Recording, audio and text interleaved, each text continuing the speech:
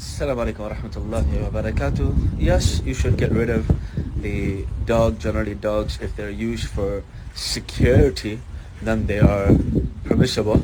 But to have them as a pet will not be permissible according to the Hanafi school of thought. So I would advise you find a way to get rid of the dog. Allah. Now, this went viral, and I assume it has to do with the editorial that was added to the video. There are certain things that this man did not say, but the editorial suggests that in America, people shouldn't have dogs as pets because they are haram. And if you want to convert to Islam, you should get rid of your dog first.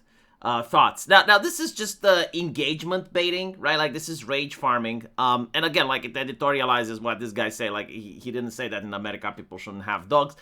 But let's assume he did, right? Like, let's assume you have a Muslim person that actually did say nobody should have dogs, and if you convert to Islam, you should get rid of your dog first.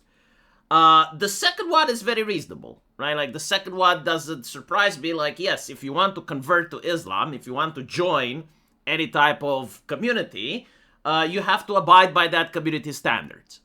And so, if you want to make the decision to associate yourself with Islam, yeah, absolutely. You should not have a dog. You should not drink alcohol. You should do everything that Islam requires. Why? Well, because you want to associate with that, right? Like, if you don't like it, why would you want to join?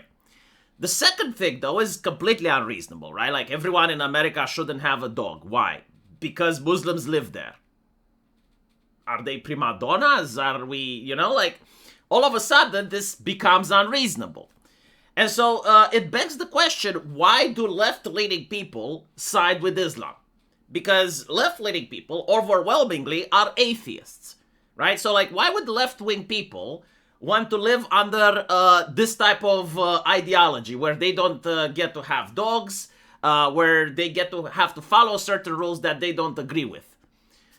And I have the answer to that. A lot of people will not like my answer. But again, you need to understand that explaining why something happens doesn't mean that I agree with it. But I can explain it because I was part of the atheist movement.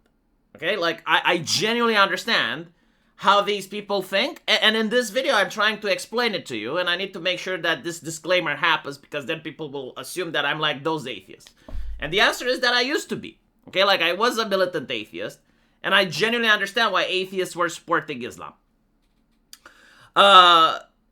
Do you guys remember when feminism was in charge? And when I mean in charge, I'm talking about that if you said something bad on Twitter, you could lose your job over it.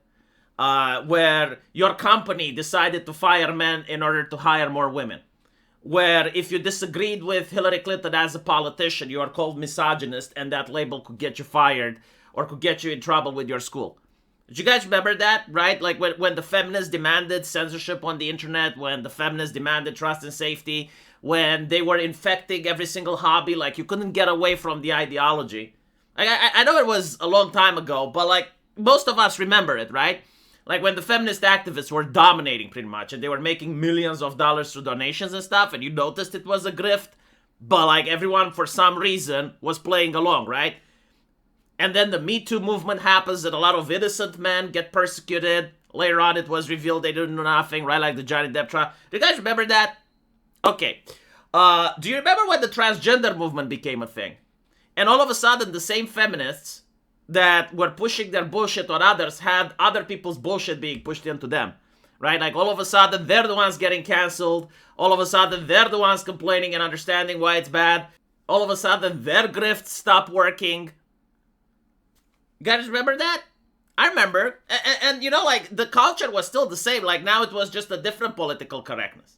Now, okay, maybe you could be misogynist towards the turf, but you still had to follow different rules. Like, you had to follow the pronouns, and your boss would probably fire a lot of people just to get more transgenders in for diversity purposes, right?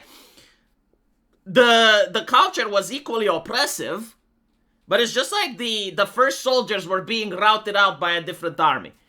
And what I noticed, that this is very interesting, I noticed like people that weren't misogynists and definitely weren't with the LGBT group, but they would side with the transgender just to see the third wave feminists suffer. just to see them get censored, just to see them getting fired, just to see how their grift is drying up, how no one is donating to them, no one talks about them anymore. It's all about transgender issues now. And the question is like, why would those people behave that way, right? Because like obviously they don't benefit from the LGBT ideology. They're not trans, they're not gay, but they were actively supporting the LGBT movement, not necessarily financially. But like I know a guy from California that was cisgender and he changed his identity on the ID in order to appear trans because he benefited from certain protections. And on top of that, he genuinely supported the movement. And he supported the movement specifically because it was targeting third-wave feminists. Right? So when you understand that, you start to understand something that's illogical, but it can be explained through emotion. It can be explained through spite. If you happen to live in a neighborhood and you're across the street, there's a neighbor that constantly comes to your house, nags you about the way you're planting the flowers in your garden, nags about the noise in your house, nags about the color of your fence, you know, like constantly nags, is always in your face. And then another neighbor moves in and starts nagging at her. Now you have two naggers in your neighborhood, right? Like you have two insufferable people rather than one. But like there is this cathartic feeling just to see the first one getting their shit kicked in. You know, like getting a taste of their medicine. That's pretty much what's happening here. This is how the woke ideologues recruited the atheists into their movement. And that's when you had the Atheism Plus and people like me bounced. But a lot of other people stayed. And you understand why they stayed when you're actually trying to listen to what I'm saying. Okay? Like, again, I'm describing how the world is and what happened. I'm not casting moral judgment. I'm not saying that this is good or it should happen or that it's logical or anything like that. But what I am saying is that in the 90s, you had this virulent strain that happened mostly in the West. Like you notice that Eastern Europe is still Christian. We don't have these issues. We don't have this problem. It's mostly in the United States and especially in the United Kingdom and Australia, right? And all of these nations have like the same similar problems with their atheists over there. You had these, I guess like very charismatical Protestant evangelicals, right? And they would go out of their way to move out of their communities and tell other people how to live their lives. And they were ranting about video games, anime, TV shows, music. They were called the fun police. And it wasn't like just being told to go to Bible school. Like, that's an oversimplification. It was that job opportunities could be prevented from you getting them if they found out that you're an atheist, or if they found out that you didn't believe enough, or if they found out that there was a person associated with them that they are more pious than you. And so they were pushing for intelligent design in schools. They were pushing for young earth creationism. They were getting biological teachers fired or harassed. And so they fostered this animosity. And back then it wasn't top down. Like it wasn't like now you had like a cancel culture and Visa and MasterCard would pull the plug. No, back then it was grassroots. Like you have grandma watching television nonstop and there's a Twitter evangelist over there radicalizing her. And then everyone in their family had that grandma or an uncle or someone related to them. And they were insufferable, you know, like their life was very difficult living with a family member like that. And eventually the question comes up, you know, like grandma is a really nice person, but like, why is she an asshole? Who's making my grandma into this petty asshole? You know, why is she opinionated about everything that I do that I know doesn't make any sense? It's like, okay, I went to see a slasher film, like big fucking whoop. You know, but grandma now thinks that I'm a psychotic killer just because I was exposed to that. Or I played a video game and now my uncle is freaking the fuck out. He's putting a password on my computer. He's not letting me play video. Like, what the fuck? Right? And these people would grow up. They would be over the age of 18. And they would notice that most of the Christians that they grew up with were very judgmental, very petty, very vindictive. And then you have, like, the atheist community that shows, like, look, you're not alone. There's more people like you. We're not like that. Come join us, right? And they were a prime target for the woke academics and the ideologues and the activists.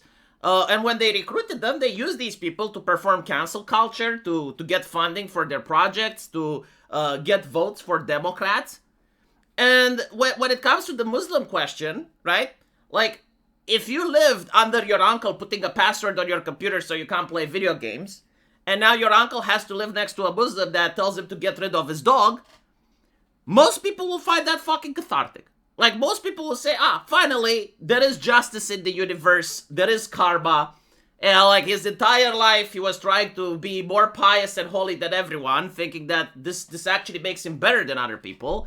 And he went after trivial shit, and now someone else is doing it to him.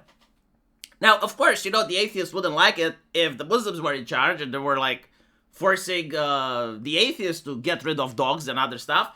But from the atheist point of view, it's like, look, I live in a world where other people get to stuff their shit down my throat, whether I like it or not. What the fuck does it matter if it's person A or person B? Like, at the end of the day, if person A and person B starts fighting with each other, I'm getting to get left alone a little bit. And so this is the mentality that they have, okay?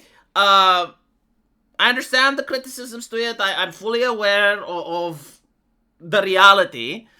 But, like, all of this could be avoided if people were just left the fuck alone. And unfortunately, I know, like, that's a huge ask, especially on the internet and social media that does with outrage baiting, But, like, if people would just sit to their communities and stop practicing this diversity bullshit, where, like, they try to go to other communities to impose their ideology and morality over there, it would actually be a better society. Like, if people could be like, okay, I want to be a Christian, and then they join a Christian community and they start behaving like a Christian. And, of course, like, the Christian community gets to police its own. That would be fine. But what's not fine is when you have, like, a guy that goes to other communities trying to lecture them about why having dogs is bad. Okay? Like, this genuinely creates conflict. It genuinely breaks the harmony of society. And it's also, like, this way of thinking that society just has, like, one community, which is a communist way of thinking, right? Like, the idea that we're all equal and we're all the same. We're not. Like, there should be various subcultures. Like, there should be one big culture that, okay, it encompasses everyone. But then you have, like, subcultures. And the big culture has to understand that it has to also give it some space. Okay, like, there needs to be space for the goths. There needs to be space for the people that listen to heavy metal. There needs to be space for the people that want to listen to rap. Like, these people have to be accommodated. And if the overwhelming culture goes like, no, everything you do, even in private, even the petty shit, even the hobbies that you have, even the spare time that you have, like, the main culture has to be everywhere. Well, people are going to rebel, and they're going to start rebelling against the main culture, and they're going to be like, what if there was, like, another culture that was struggling with the main culture to leave us the fuck alone? And that's pretty much what happened, and it's not just what happened with the Christians, with the George Bush era. It's what happened to the third wave feminists. You have the gays against groomers that are now siding with the right wing, and they're supporting Donald Trump. Why do they do that? Do you think that they genuinely, like, all of a sudden, the gays from San Francisco, they became Republicans? No, they're doing it out of spite and out of vindictiveness. It's because the transgender activists literally bullied them for the last 5 years. Got them banned from social media. They were enforcing their ideology. It's like, oh, you're a gay person. Okay, fine. But if a woman identifies as a man, then you're supposed to have sex, because otherwise you're transphobic. And they had enough of that shit. And, like, history is filled with these examples, right? Like, it's filled of one group of people that's being persecuted, and then they start supporting a different persecutor simply because, like, the second one is fucking with the first. And it's just, like, purely out of spite, no ideological framework, nothing. It's just raw emotion. But, like, raw emotion manifests itself into genuine action. Like, it doesn't matter at the end of the day if you have, like, 10,000 people on the street because of intellectual reasons, or if you have them based on emotional reasons. Sometimes having them based on emotional reasons is actually more dangerous. And so, the whole situation could just be avoided if people were left the fuck alone. But unfortunately, that's such a big ask, And it's also funny because, like, if you bother people over important stuff, they're less likely to resist, right? But like, for instance, if you bother people about divorces or topics like abortion, like, these are things that are important, and people aren't going to spurg out over them as much. It's when you start bothering them over the most petty shit imaginable, like when you start bothering them about video games and anime and books and whatever the fuck, stuff that's inconsequential, that's when people get really, really nasty. And again, all like the solution is so obvious, you know. But what happens is like people are bothered over video games, you know, like Gamergate happened, right? Like feminists bother gamers about Gamergate. People start supporting right-wing culture and they start supporting right-wingness, and some of them like generally become racist, and they weren't before. And then it's like, oh my goodness, like all of this over video games. It's like, yeah, why did you fuck with them? Wait, what, like, did you, like, what, was it so important that you wanted to fuck with them? Like, you could have just left it the fuck alone, you know? Like, focus on your important issues. Why did you go into hobbies? It's also probably due to the fact that teenagers are also more emotionally volatile, and the fact that teenagers, they're in their formative years, and their experiences are going to define the rest of their life. And so when you fuck up with hobbies, you're pretty much like fucking with the teenagers. And they're not going to see it your way, right? Like, they're not going to say, oh yeah, no, absolutely, like, I should stop watching slasher films because it's going to make me a monster. They're not going to see it like that. They're going to see it as like, Karen constantly is up my ass over video games. And I noticed that Karen really gets upset if Muhammad is in the neighborhood and starts lecturing her about dogs and shit. I think I'm going to be big on Muhammad. Again, like, I'm just describing how things are. You know, I'm describing how things were and how they will be. Because I don't think, like, history is going to stop here. I think it's a cycle, and I think it's going to repeat itself. Let me know what you guys think, though. And as usual, I will see you in the comment section. Take care.